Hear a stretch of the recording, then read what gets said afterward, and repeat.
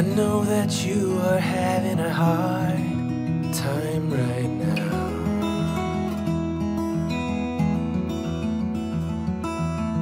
That everything seems to crumble around you.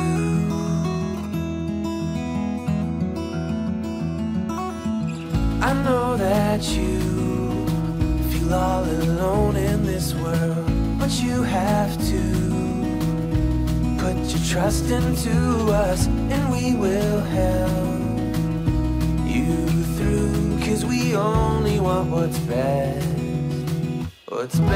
for you.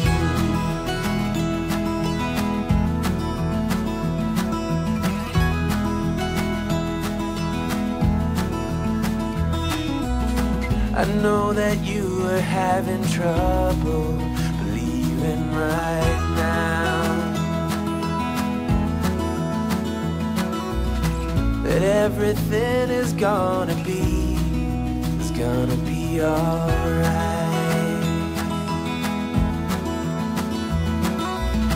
I know that you feel all alone in this world, but you have to put your trust into us, and we will help you. What's going on, guys? Welcome back to the channel, or welcome to your first time here.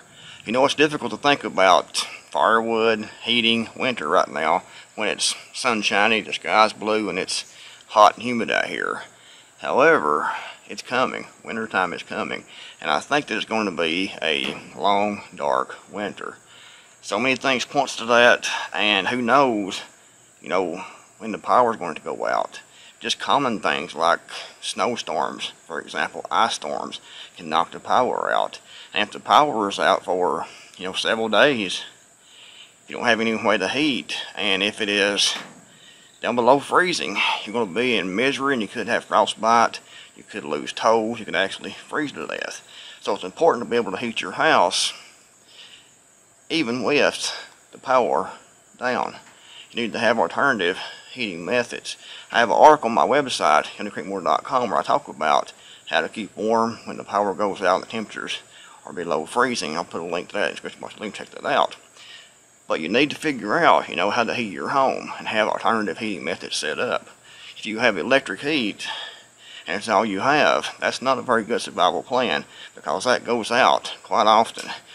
The year before last, the winter before last here, my heat was down, or my electricity was off for about 6 days, I think it was.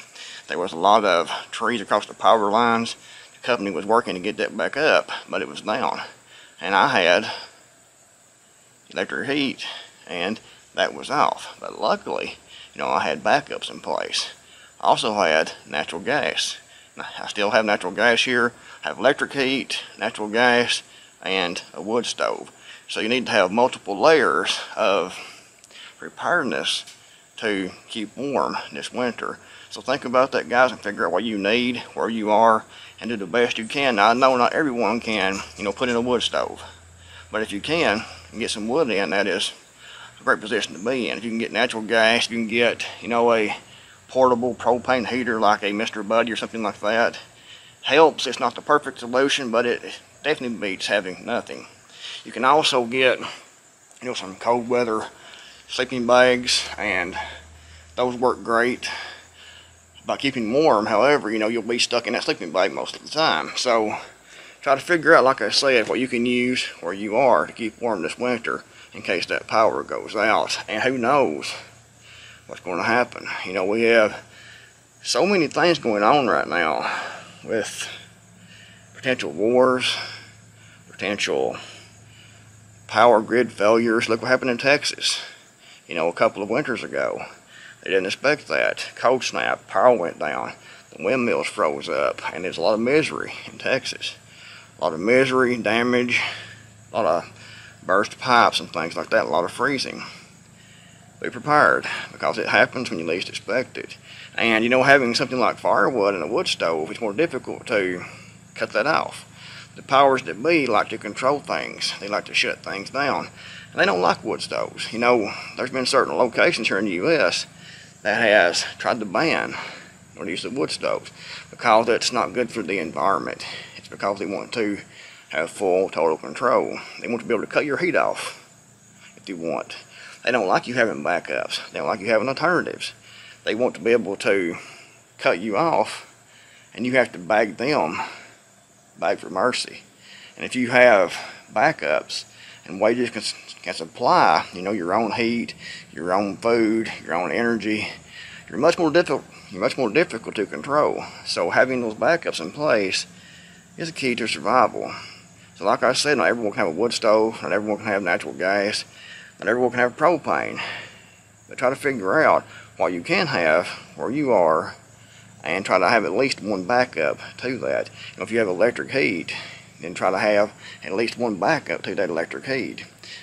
Like I said, wood stove, natural gas, good cold weather sleeping bags, Mr. Buddy heater, things like that.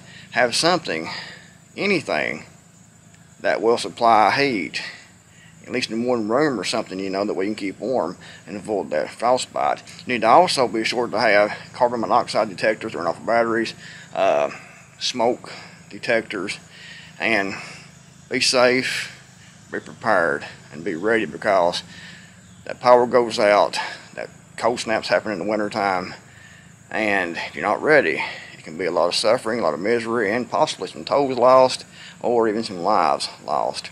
So if the video was helpful, give it a big thumbs up. Thanks for watching. In the Creekmore Mountain, I'll see you all in the next video, hopefully.